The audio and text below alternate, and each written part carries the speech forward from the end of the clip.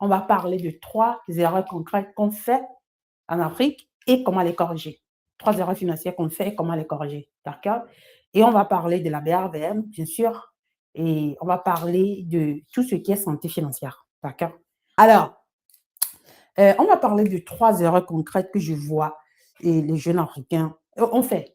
Ce n'est pas seulement les jeunes Africains qui font ces erreurs, c'est pratiquement parce que, on ne nous a pas appris éducation financière et l'école devait nous apprendre cela, mais c'est manquante. Et lorsqu'on sort de l'école et puis on rentre dans le monde, réel, on est exposé à des décisions financières, et qui, bon, qui sont compliquées, qui sont complexes. Ils sont complexes pas forcément parce qu'ils sont complexes en nature, ils sont complexes parce que dès la France et pendant l'éducation, on ne nous a pas fait cette transmission. Nos parents non plus n'avaient pas le moyen parce qu'ils ont fait une transmission, heu, de la génération précédente et puis maintenant on est dans une situation où si on ne sauve pas cette génération africaine, l'Africain, le monde est peut-être dans la merde, désolé. La raison pour laquelle je dis ça, parce que étant que le plus jeune continent du monde, c'est super important que ce continent reçoit l'éducation financière. Sinon, ça serait très compliqué pour nous. Alors, tapoter pour entrer. Et aujourd'hui, la raison pour laquelle la plupart des gens, lorsqu'ils sortent, ils font des erreurs, c'est parce que moi, je vois 3 erreurs concrètes qu'on fait. Première erreur, c'est que, erreur 1, OK, budget. Je vais revenir sur ça après. La notion de budget, la plupart des gens croient que la notion de budget parle de répartition d'argent et puis de ton fonds et puis c'est fini. En fait, non. Je vais revenir sur ça après. La deuxième chose que je vois, la plupart des gens font, c'est que on achète des motos et des voitures en utilisant. Est-ce que ça c'est clair? Je ne sais pas si ça c'est clair. Je vais effacer cela. Je vais réécrire. J'avais des enfants pris dans voiture et moto. Je vais revenir sur ça après. Et troisième erreur qu'on fait, c'est que on garde le fonds de mauvaise manière. OK? Garder. Je dis le mot garder pour ne pas emmerder, vous savez qui. Alors, je vais m'exprimer. En gestion financière personnelle, ici, on devait nous apprendre quelque chose de très concret. Il ne s'agit même pas de budget. Le mot n'est pas vraiment budget. Oui, il y a des différentes stratégies de budgétisation et chaque budgétisation est mise en place pour pouvoir t'accompagner sur chaque étape de ta vie. Tu dois les connaître, les différents types de stratégies. Tout d'abord, comment les mettre en place et comment les automatiser et l'intégrer dans ta vie. Mais au centre, dans la fondation, sur la fondation de budgétisation, il y a quelque chose de super important que la plupart des gens ne comprennent pas. Et lorsque tu comprends cela, tu vas comprendre exactement la raison pour laquelle tu es fauché à la fin de chaque mois. Tant que tu ne comprends pas cette notion, tu seras toujours fauché. Lorsque tu comprends cette notion et tu mets en place une architecture de comment le gérer, ta vie sera améliorée. Je vais partager ça avec toi. On appelle ça flux. OK? Flux de trésorerie. Et je vais revenir sur ça après. OK? On appelle ça flux de trésorerie. Alors, on va décortiquer. Je vais effacer et les 2 erreurs là, je vais les mettre et puis on va les attaquer. Après, c'est moto et voiture. Et puis, troisième erreur, garder. Je vais revenir sur ça. OK? OK. Maintenant, on va décortiquer, ça. Quand j'ai du flux, ça veut dire exactement quoi?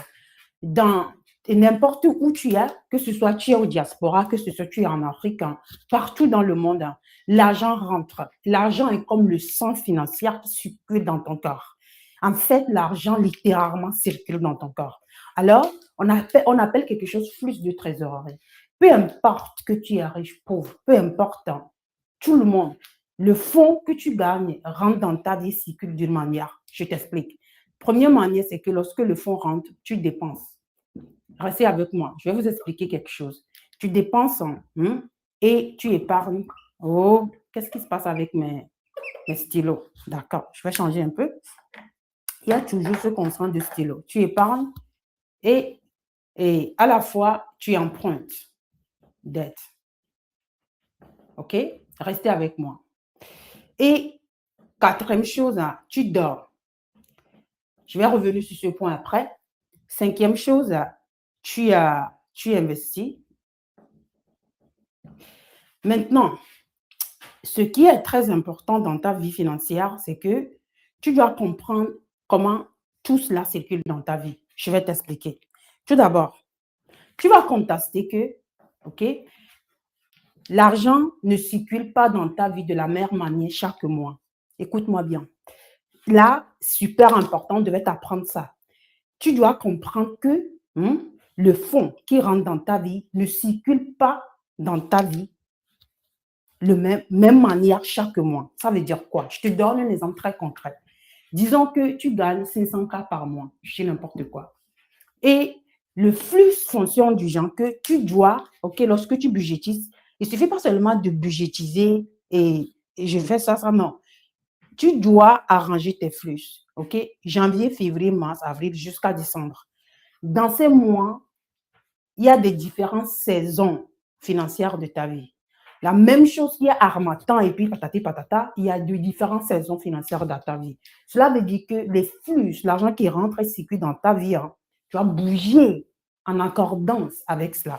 Alors, si tu gagnes 500, OK, on a janvier, février, jusqu'à mars, avril, patati patata.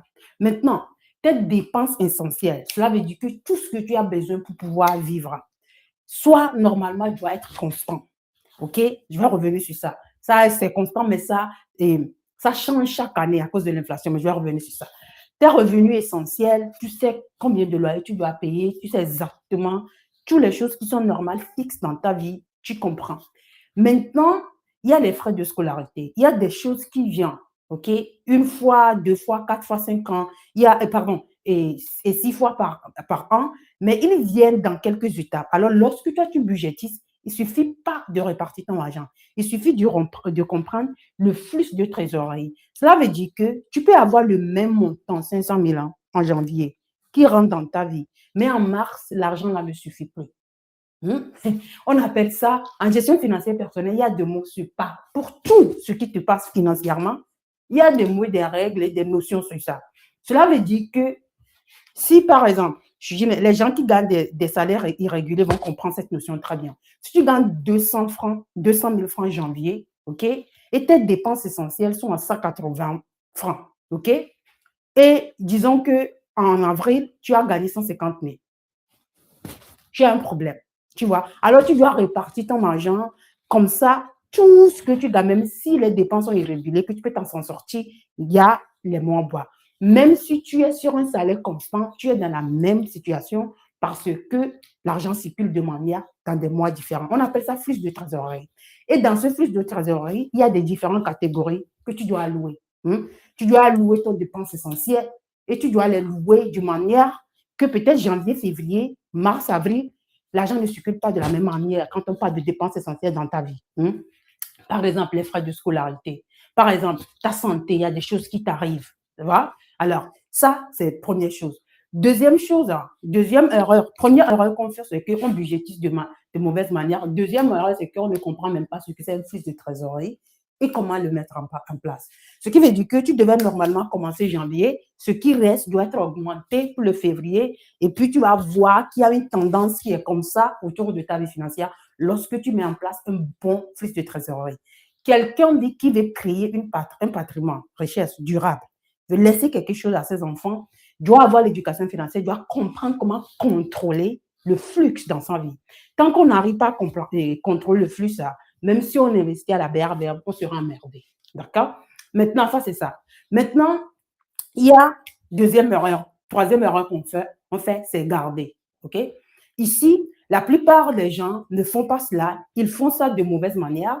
Et lorsqu'ils le font, ils ne font pas ça. Et les gens qui le font, bon, on va décortiquer ça.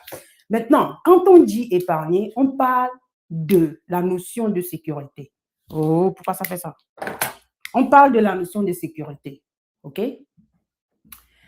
On parle de la notion de sécurité. OK. En gestion financière personnelle, on appelle quelque chose sécurité financière. D'accord? On appelle quelque chose sécurité financière. Et l'une des choses, l'un des outils de gestion financière personnelle qui te protège contre ça, c'est ton compte d'épargne. La plupart des gens mettent tout leur argent ici. Et ça, c'est un problème.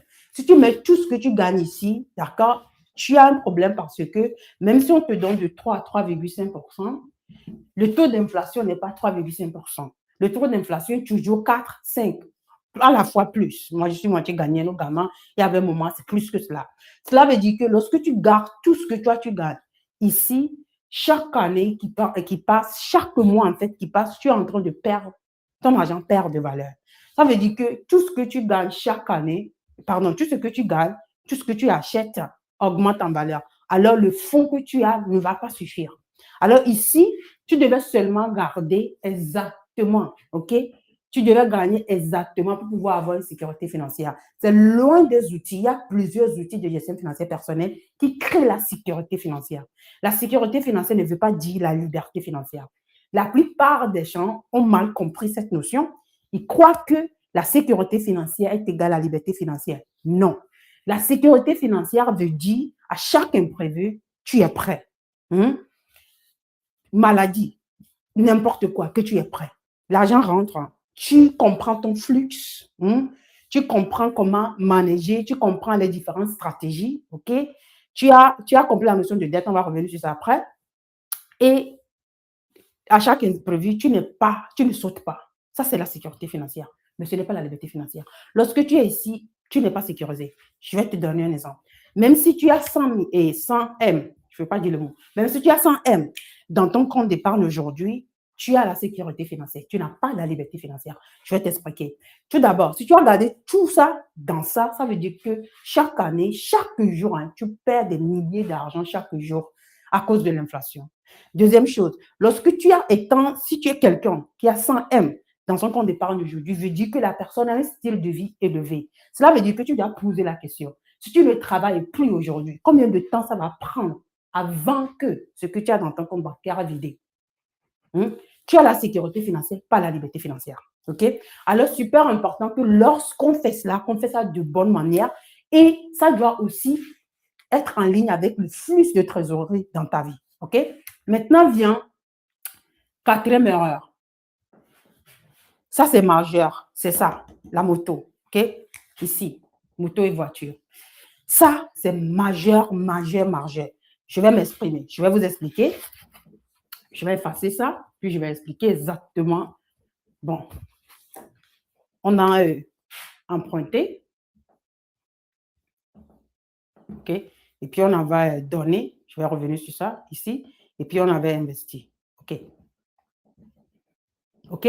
Moto et voiture. Je vais vous expliquer une notion super importante qu'on devait nous apprendre à l'école. Cette notion va sauver ta vie. Aujourd'hui, si tu veux prendre une dette, avant de prendre cette dette-là, écoute-moi bien. OK? Dans ta vie financière personnelle, OK, tu possèdes des choses. OK? On appelle ça actif et passif. Écoute-moi bien. OK? Écoute-moi bien. Super important pour ta santé financière. Les actifs sont tout ce que tu possèdes dans ta vie qui ramène du fond dans ta vie, même lorsque tu ne travailles pas. Les bons actifs sont les choses qui te rapportent sans ton intervention. Ça, c'est un bon actif. Je les adore. On appelle ça actif. Maintenant, on a des passifs. Les passifs, merci. Les passifs, c'est tout ce que tu as dans ta vie. Ils ne sont pas là pour t'enrichir, mes frères et sœurs. Ils sont là pour sortir du fond dans ta poche. Voici le problème des gens qui sont pauvres. Quand je parle de la pauvre, je ne vous insulte pas. Parce qu'on n'est pas, on n'a pas l'éducation financière. On croit qu'un passif est un actif. Je vais expliquer. Et la plupart des gens qui ont la mentalité, qui croient qu'ils sont riches, ils prennent de passifs pour acheter de la moto, de voiture. Ils croient que c'est un actif. Je vais m'exprimer. OK? Maintenant, ici, actif, je vous ai dit que c'est tout ce que tu as qui augmente ta vie financière, qui met l'argent dans ta poche. Ici, c'est un passif, ça sort dans ta vie. Alors, disons par exemple, tu as acheté une moto. La moto là n'est pas un actif. La plupart des gens qui ne sont pas financièrement éduqués croient que la moto et la voiture sont des actifs. Moi, lorsque je calcule ma valeur nette chaque mois, chaque année, Je ne calcule pas ma voiture. Non, non, non, parce que je sais que ça sort de l'argent dans ma vie. Même si je sais que si je vais la vendre, ça va, mais ça sort. L'essence, tout, impôts, assurance, ça sort de l'argent dans ma vie. Les gens, la plupart des gens qui ne sont pas financièrement éduqués croient que c'est un passif, c'est un actif, alors que c'est un passif. Maintenant, voici la piège de l'Africain. Et ça, on doit arrêter ça le plus vite possible. Sinon, on va détruire cette génération. Ce qui se passe maintenant, c'est que les gens prennent dette.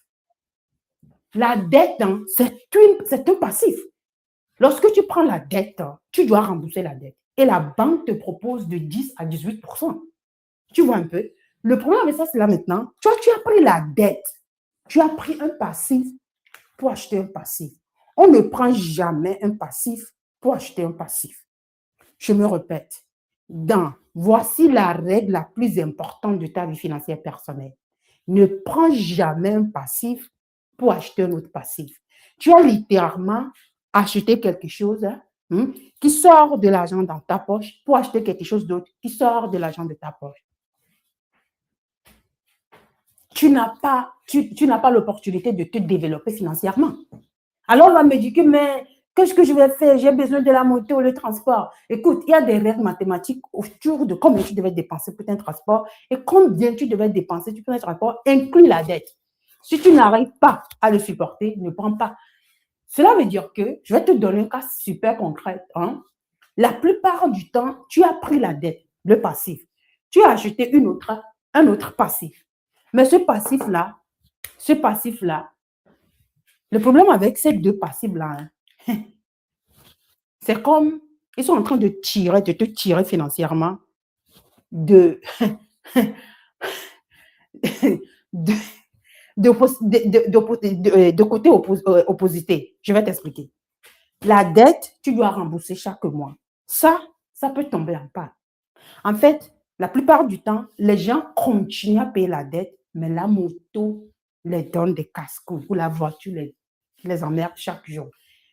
À la fois, il y a des accidents et puis maintenant, tu es obligé de, comment l'appelle-t-on, de continuer à payer la moto et payer la dette, mais tu n'utilises pas la moto. Ouais, on ne parle pas un crédit pour payer un autre crédit, effectivement. Un étranger, oui. On ne prend pas un crédit pour acheter un autre crédit. On ne prend pas un passé. Mais l'illusion que les gens qui ont l'air riches croient, c'est que j'ai un actif. Tu n'as pas un actif, tu as un passif. Alors, ça, c'est super important. Cela veut dire que la plupart du temps, on prend des dettes pour acheter des choses qui ne nous avantagent pas. La deuxième erreur qu'on fait ici, là, chaque fois que je le dis, on me dit que ce n'est pas... il y a des arguments partout, mais je vais continuer à le dire avant qu'on m'écoute. C'est que tu prends la dette pour acheter un terrain. Et si je vais être très clair aujourd'hui. Je vais être très clair. Le terrain n'est pas un mauvais actif. L'immobilier est un bon actif. Mais la manière que nous on le font, ça devient un passif contre un passif. Je vais m'exprimer. Je vais donner plusieurs exemples. Si tu as pris une dette pour acheter une maison et vivre, tu crois que tu as un actif, la maison, tu as un passif, mon frère. Tant que la maison là ne génère pas de l'argent, lorsque tu dors, tu as un passif. Première chose. Deuxième chose, si tu as pris un passif, la dette, pour acheter un terrain et laisser le terrain des années, tu as bloqué ton flux, ce que je vous ai appris, le flux, ton cash flow. Tu as bloqué ton cash flow des années, tu continues à payer la dette. Tu as perdu énormément de temps et de l'argent. En gestion financière personnelle, on appelle quelque chose le coût d'opportunité. Le coût d'opportunité veut dire exactement quoi? Je t'explique. Ça veut dire que si, je vous donne l'exemple du terrain, si j'ai pris une dette de 10 millions que je dois payer 10 ans et qui prélève la moitié de mon salaire chaque mois pendant 10 ans, quel est le coût d'opportunité si je fais quelque chose d'autre? Je ne prends pas la dette et je prends cette moitié qu'on me prélève et je mets ça dans un autre actif.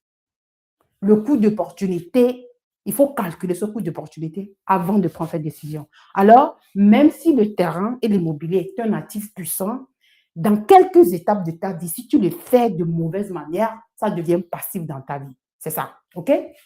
Alors, c'est la quatrième erreur qu'on fait lorsqu'on parle d'emprunter. Soit on prend un passif pour acheter un passif, ou soit on prend un passif pour acheter un terrain, même si le terrain est un actif lourd, OK? Et est un bon actif. Je vais revenir sur exactement le truc du terrain après, OK? Maintenant, vient la notion de donner. Je ne parle pas, en fait, je n'ai jamais parlé de cela, OK? Je n'ai jamais parlé de, ça dans mes lives. Mais aujourd'hui, je vais aborder un peu de temps parce que la situation est intéressante. Il y avait quelques moments, je crois, ça fait peut-être 2 semaines, 3 semaines, peut-être un mois, je n'en sais plus. J'avais fait une vidéo longtemps, et sur ma page personnelle, j'apprends les gens comment budgétiser pour les inspirer. Hein. Le but, c'est de motiver, inspirer les gens parce que le mot budget est très éloignant. La plupart des gens ne veulent pas budgétiser. C'est qui veut budgétiser? Mais moi, inclus, je n'aime pas le budget. La raison pour laquelle je l'ai fait 1, 2 fois et puis je l'ai automatisé pour continuer ma vie. Alors, je fais des différents montants pour vous inspirer parce que ma mission est simple. C'est de pouvoir éduquer 1 million de personnes pendant 5 ans à travers l'éducation financière. J'avais fait un budget et il y avait quelqu'un qui avait commenté hey, « Vous avez fait un budget, il n'y a même pas. Et tant que chrétien, vous devez mettre en place et vous devez inclure les dîmes. » J'ai vu ça des semaines, il n'y a rien dit. Et puis après, je me suis dit, un jour, l'esprit m'a parlé. L'esprit m'a demandé de faire une vidéo pour éduquer la personne. Alors, j'ai pris les 20 000 là. La personne avait suggéré exactement 20 000 en fait. Chaque mois. Je me suis dit, hey, 20 000 chaque mois, ça c'est énorme. La personne peut laisser un patrimoine et faire une transmission à ses enfants. Alors, j'ai fait une vidéo où j'ai montré la personne, si la personne investit ça à travers les fonds communs de placement, chaque mois, la BRDM, combien la personne aura dans 30 ans. Moi-même, lorsque j'ai fait le calcul, ma tête a cassé. Et puis, j'ai publié la vidéo. Et puis, la personne, il y avait quelqu'un d'autre qui a dit, bah, à la fin, j'ai provoqué un peu. Est-ce que tu préfères à donner à l'église? Ok, je sais que nous, les Africains, on est très chrétiens, super religieux, on ne peut pas parler. Mais écoute, tu dois parler à des choses qui détruisent ta vie financière personnelle. Même si tu es chrétien, la Bible ne t'a pas dit devenir pauvre. En fait, la Bible t'a dit devenir très, très riche. Alors, la personne me dit, il y a quelqu'un d'autre qui me dit, bah oui, parce que lorsque je donne un dîme, je suis bénie, mes enfants sont bénis et les enfants de mes enfants sont bénis. Mais blague à part, ce que j'aimerais partager dans ce live, à propos de cela, je vous montre. OK? Il y a un secret que la plupart des gens ne comprennent pas. Ici en Afrique, qu'est-ce qu'on fait? On donne à l'église, OK? Et où on donne à la famille. Là, c'est un comportement culturel africain qu'on a. On donne à la famille parce que spécifiquement, si tu es la première personne ou si tu es la seule personne, OK, qui a de boulot, ou même si tu es diaspora, tu es dans ce lac, qui a parti de l'autre côté, moi j'ai vécu dans plusieurs, à moins d'urgence, à moins de problème, on est au téléphone avec toi, tu dois donner à la famille. Alors on donne à la famille, OK, on donne à la famille. Et troisième chose que la plupart des gens ne comprennent pas, lorsque les riches vous disent donner et puis tu seras béni, littéralement, lorsque le riche donne à la charité, il est récompensé à travers les impôts. Il paie moins d'impôts. Je répète, en fait, en gestion financière personnelle, il y a des règles pour tout. Le riche donne à charité. Quand il dit qu'il est béni, littéralement, il reçoit plus. On lui récompense en impôts. OK? Alors, c'est super important de comprendre ce qu'on est en train de faire. Tant qu'on ne comprend la notion de ce qu'on est en train de faire, on va bouger dans le monde avec des rôles spécifiques, des identités spécifiques financières, au lieu de bouger avec l'autre identité pour pouvoir sortir financièrement dans ta vie. Je vais revenir sur ce point après. Maintenant vient l'investissement. Josa dit peut-être 0,00% de l'Africain fait ça. Alors, on va décortiquer ça. Je vais laisser le terrain. Ça, c'est la dernière erreur. Et dernière liste sur le flux, investir. Dans ta vie, lorsqu'on parle de flux, tu dois allouer ça pour ton futur. Et on va décortiquer ça étape à étape. soit les parents ne sont plus actifs. Oui, oui, oui, oui. On va discuter ça après. Ça, garde cette idée, Monsieur Fédor. Maintenant, étant qu'humain, tout le monde doit investir pour l'algorithme, doit mettre quelque chose de côté pour son futur. OK? Alors, lorsqu'on parle de flux, hein, c'est super important que tu crées une habitude mensuelle, OK? Comme ça, tu peux mettre quelque chose de côté pour plusieurs objectifs dans ta vie. On revient à ce que M. Fedor a dit, ta retraite. L'Africain ne pense pas à la retraite. Et lorsque l'Africain pense à la retraite de mauvaise manière. Je m'exprime. La plupart des gens me disent, je vais acheter un terrain, construire une maison pour ma retraite. Tu sais, on ne sait pas ce qu'on ne sait pas. Lorsque quelqu'un me dit ça, moi qui est éduqué financièrement, mon cœur saute. Il y a des gens qui me disent, moi, ma stratégie de retraite, c'est de faire l'agriculture. Mais tu es en retraite. Tu n'es pas en forme physiquement, on est en retraite. De quoi tu parles? Tu vas faire la... Vous voyez? Alors, troisième chose, nos parents n'avaient pas les moyens quand on parle de l'investissement. Parce que nos parents n'ont pas eu l'éducation financière. Ça, c'est un autre live complètement entier. Lorsque tu as lu des livres autour de l'histoire de l'Afrique avant l'Européen, tu vas comprendre exactement pourquoi nos parents se comportent financièrement, la manière qu'ils se comportent. Et il faut comprendre qu'ils ont fait d'eux les meilleurs. Je ne crois pas que si cette génération était dans la même situation, on va s'en sortir. Ça, c'est un autre live. Maintenant, ça veut dire qu'aujourd'hui, nous, on doit prendre soin d'eux. Cela veut dire que toi, aujourd'hui, tu dois arrêter ça. Tu dois mettre en place un mécanisme de gestion financière personnelle que lorsque toi, tu es en retraite, que tu n'es pas devenu des charges à tes enfants. La moindre chose que tu peux donner à tes enfants aujourd'hui, c'est deux choses et deux choses seules. Trois choses. OK, je vais dire trois choses. Trois choses et trois choses seules. Un, tu investis pour ta retraite. Comme ça, tu ne deviens pas des charges à tes enfants lorsque tu es en retraite. Deux, tu leur donnes l'éducation financière. Un enfant qui a l'éducation financière va s'en sortir, même dans n'importe quelle situation. La troisième chose que tu apprends à cet enfant, tu lui dis que tout ce que l'école lui apprend, c'est de la bêtise. Et tu apprends à cet enfant 5 compétences. Vendre, communiquer, storytelling, éducation financière. Comment résoudre des problèmes et ton enfant sera bien. La moindre chose que tu peux faire. Alors, cela veut dire que lorsque toi, tu veux investir dans ta vie, tu dois investir intelligemment. OK? Là, on a parlé du terrain. On va parler du terrain. OK? On va aller un peu plus en détail sur les différents actifs. Ici, on parle des actifs. Mais tous les actifs ne sont pas créés les mêmes. Ils sont différents. Moi, pour pouvoir pédagogiquement, lorsque je vous forme, je les catégorise de deux manières. Je les appelle actifs, je les appelle investissement actif.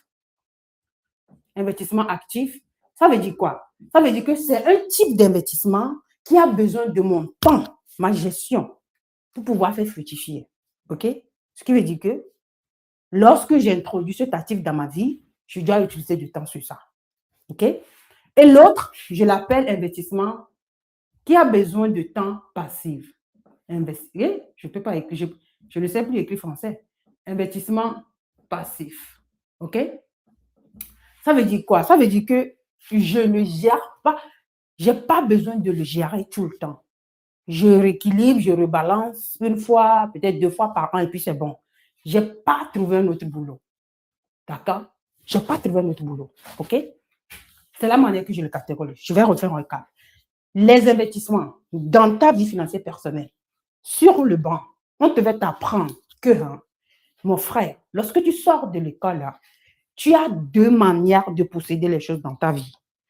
Tu as des choses qui fait rentrer de l'argent dans ta vie. Et tu as des choses qui fait sortir de l'argent dans ta vie. OK? Que les choses qui rentrent de l'argent de ta vie, on les appelle actifs. Que ces deux choses-là, les actifs, on peut les regrouper en deux parties. Il y a des actifs dans ta vie. Oui, ils vont ramener du fonds dans ta vie, mais ils ont besoin de ton temps pour pouvoir les gérer. Et on devait t'apprendre qu'il y a autre actif que tu n'as pas besoin de les gérer tout le temps. OK? Garde ça. La raison pour laquelle tes professeurs qui t'a appris le Pythagoras devaient t'apprendre ça, c'est à cause de l'inflation. Et je t'explique. L'inflation, j'avais parlé de ça lorsque je vous montrais épargne, la partie catégorie épargne dans le flux de trésorerie de ta vie financière personnelle. Maintenant, pourquoi c'est important lorsqu'on parle de cela ici? Le problème qu'on a dans notre vie financière personnelle, c'est que lorsqu'on veut avoir une bonne santé financière, notre objectif tout le temps, chaque fois qu'on se réveille, on doit trouver un moyen de faire fructifier ce qu'on gagne. Pourquoi? Parce que si on ne le fait pas, lorsqu'on gagne de l'argent, ça perd de valeur. Le constraint qu'on a, c'est qu'on échange notre temps contre argent, fonds. Avant que l'algorithme me dise des bêtises. OK? Avant, le temps compte, mais tu ne peux pas travailler 24 heures sur 24. C'est impossible pour toi. Et le petit que tu gagnes, ou même le beaucoup que tu gagnes, ça perd de valeur au fil du temps, littéralement. Le problème avec ça, c'est que tu ne vois pas quelqu'un rentrer dans ta maison et prendre ton fonds. Non. Le problème, la raison pour laquelle l'inflation est dangereuse, c'est parce que c'est lentement. C'est lentement. Tu ne sais même pas que c'est là. Puis tu te réveilles 2 ans, 3 ans. Puis tu me dis, ah, le truc là, je l'achetais 200 francs, mais aujourd'hui, c'est 500 francs. Ça, c'est l'inflation. Tu as perdu ton pouvoir d'achat. Alors, à l'école, on te fait apprendre que tu dois trouver des moyens pour faire fructifier ton argent tout le temps. Alors, si c'est le cas, que tu es être humain, tu ne peux pas travailler tout le temps, on devrait t'apprendre que lorsque tu commences, OK, lorsque tu rentres dans la vie, dans le monde normal, monde réel, pas le banc d'éducation, que tu devais commencer à accumuler de richesses. Et lorsque tu le fais, parce que lorsque tu commences, soit tu es salarié, tu es entrepreneur informel, tu gagnes, que tu comprends exactement comment budgétiser les flux de trésorerie, mais lorsque tu commences à investir, que tu te focalises sur des actifs passifs. Les actifs passifs, quand je dis ça, tu n'as pas besoin de prendre ton temps pour les gérer parce que tu commences, tu es rentré dans le monde, tu dois commencer à accumuler des richesses, tu travailles contre, tu échanges ton temps contre l'argent. Maintenant, si tu vas commencer à investir et tu vas faire la même chose, ça devient compliqué. Tu vois? Alors, la raison pour laquelle on a cette catégorie. Maintenant, quels sont les différents actifs qui sont dans cette catégorie? D'accord? Je vais m'exprimer.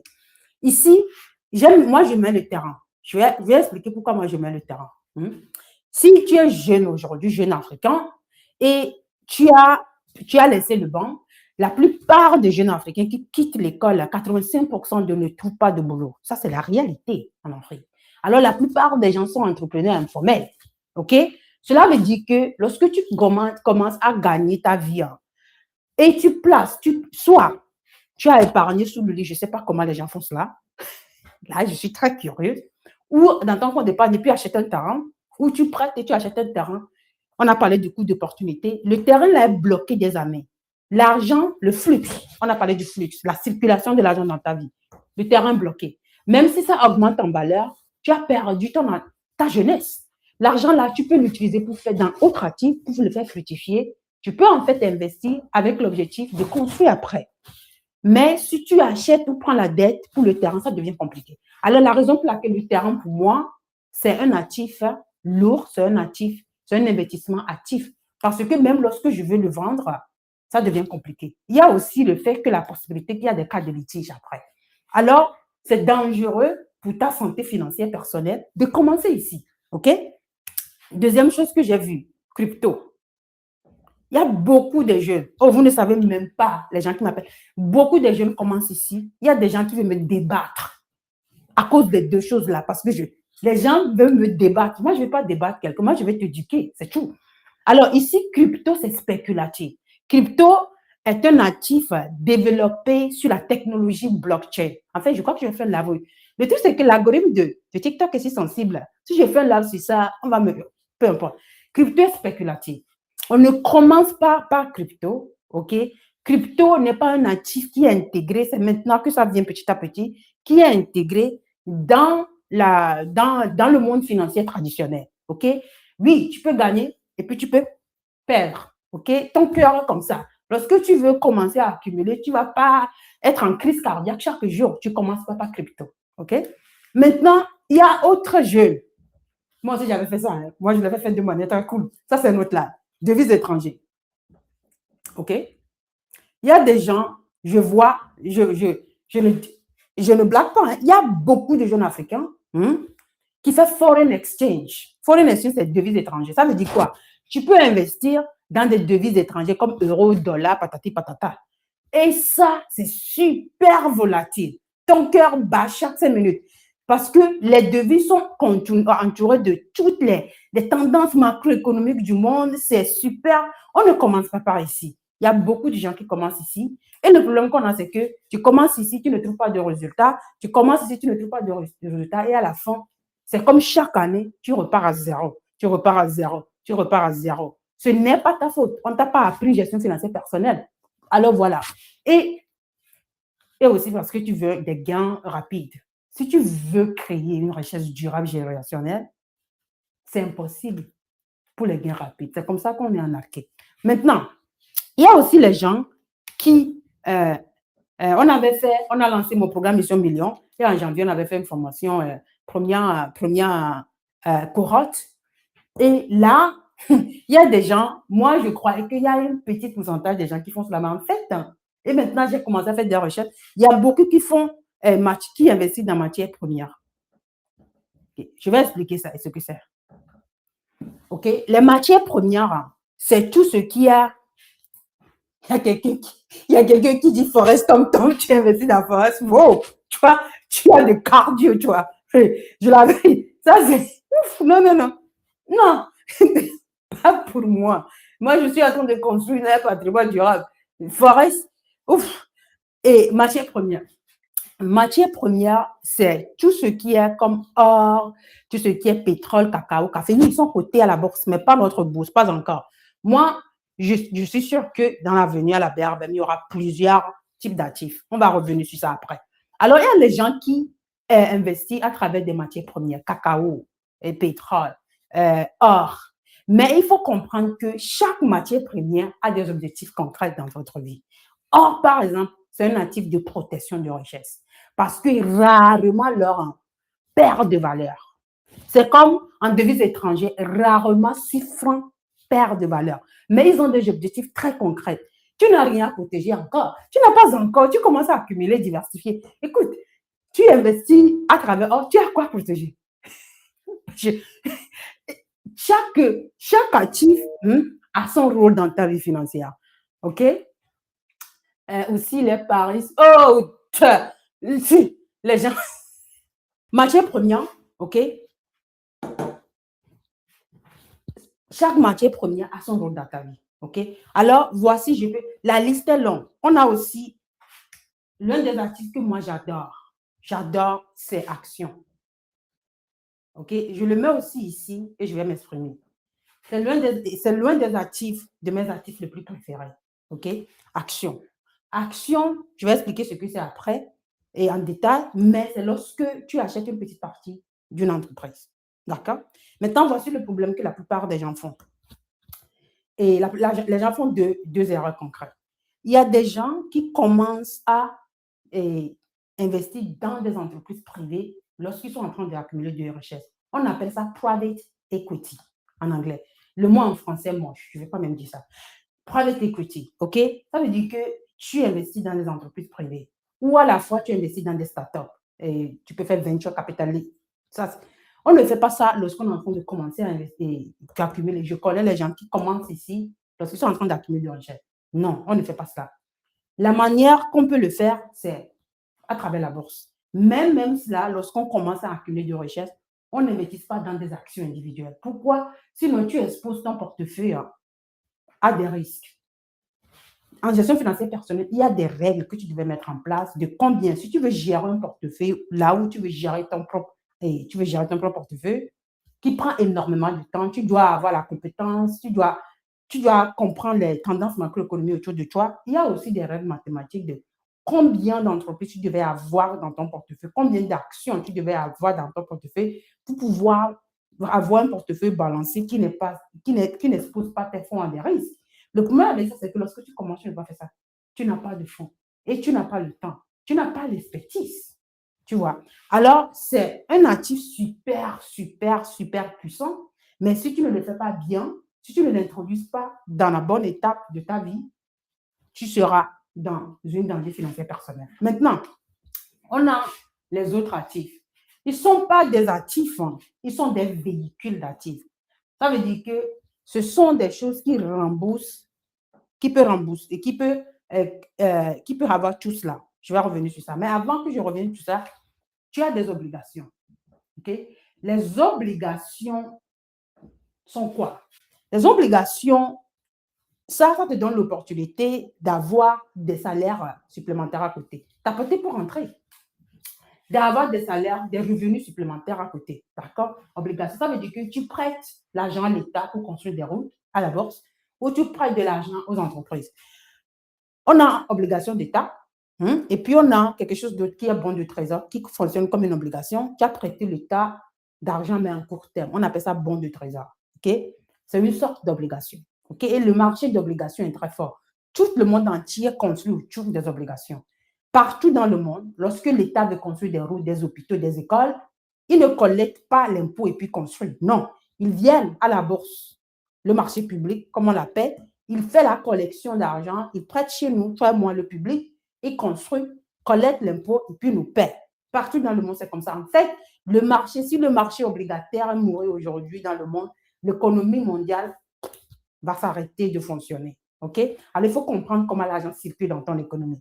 Maintenant, il y a aussi le fait que tu peux prêter aux entreprises. Et il y a des différents types d'obligations, en fait. Il faut comprendre ça. Les gens disent que les obligations sont sécurisées. Pas toutes les obligations.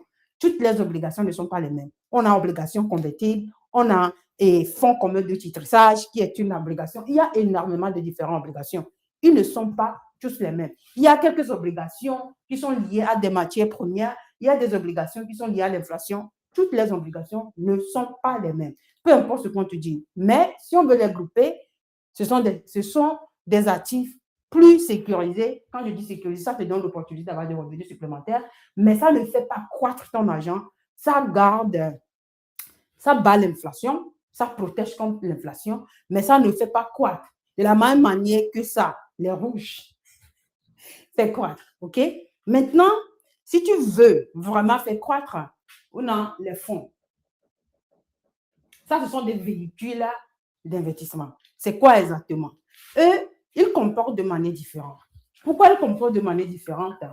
Ils englobent plusieurs actifs. OK? Alors, tu peux avoir un panier ici qui a des actions. Tu peux avoir un panier ici qui a obligations.